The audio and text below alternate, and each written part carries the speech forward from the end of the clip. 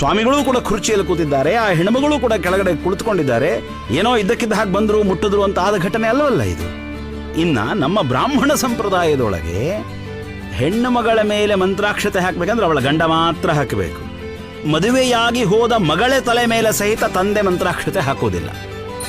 ಹೆತ್ತ ತಂದೆ ಮಗಳಿಗೆ ಮದುವೆಯಾಗಿದೆ ಅಂದರೆ ಅವಳ ತಲೆ ಮೇಲೆ ಮಂತ್ರಾಕ್ಷತೆ ಹಾಕೋ ಆಗಿಲ್ಲ. ಮಗಳು ಅಳಿಯ ನಮಸ್ಕಾರ ಮಾಡ್ತಾರೆ, ಅಪ್ಪ ಅಳಿಯನ ತಲೆ ಮೇಲೆ ಮಂತ್ರಾಕ್ಷತೆ ಹಾಕ್ತಾನೆ. ಮಗಳು ನಮಸ್ಕಾರ ಮಾಡಿ ಸೆರಗೊಡ್ಡಿ ಕುಳಿತರೆ ಮಗಳ ಸೆರಗಿಗೆ ಮಂತ್ರಾಕ್ಷತೆಯನ್ನು ಹಾಕ್ತಾನೆ. ಇದು ಪದ್ಧತಿ.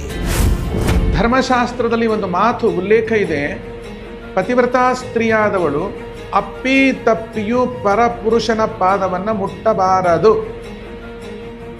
ಸರಿ, ದೊಡ್ಡ ಜ್ಞಾನಿಗಳಾಗಿದ್ದರೆ ಅಥವಾ ರಾಘವೇಂದ್ರ ಸ್ವಾಮಿಗಳೇ ಆಗಿದ್ದರೆ ಅಥವಾ ಏನೋ ಈ ರೀತಿ ದೊಡ್ಡ ದೊಡ್ಡ ವ್ಯಕ್ತಿಗಳಾಗಿದ್ದರೆ ಅವರ ಪಾದವನ್ನು ಮುಟ್ಟಿ ನಮಸ್ಕಾರ ಮಾಡೋದಲ್ಲಿ ತಪ್ಪೇನಿದೆ ಅಂತ ಕೇಳಿದ್ರೆ ಧರ್ಮಶಾಸ್ತ್ರ ಅದನ್ನು ಒಪ್ಕೊಳ್ಳಲ್ಲ.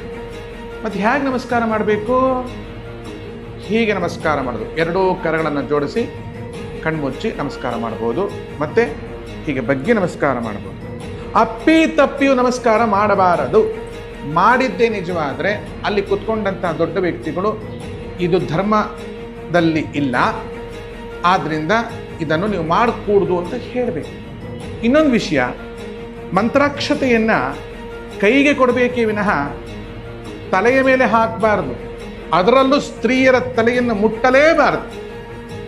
ಮಂತ್ರಾಕ್ಷತೆಯನ್ನು ಅವರ ಉಡಿಗೆ ಹಾಕಬೇಕು. ಆ ಉಡಿಯಲ್ಲಿರೋ ಮಂತ್ರಾಕ್ಷತೆಯನ್ನು ಆ ಸ್ತ್ರೀಯು ತನ್ನ ಗಂಡನ ಕೈಗೆ ಕೊಡಬೇಕು.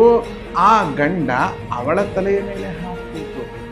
ಇದು ಶಾಸ್ತ್ರದ ವಿಷಯ, ಒಂಥರ ಶಸ್ತ್ರ ಅನಿಸುತ್ತೆ, ಕ್ಷಮಿಸಿ.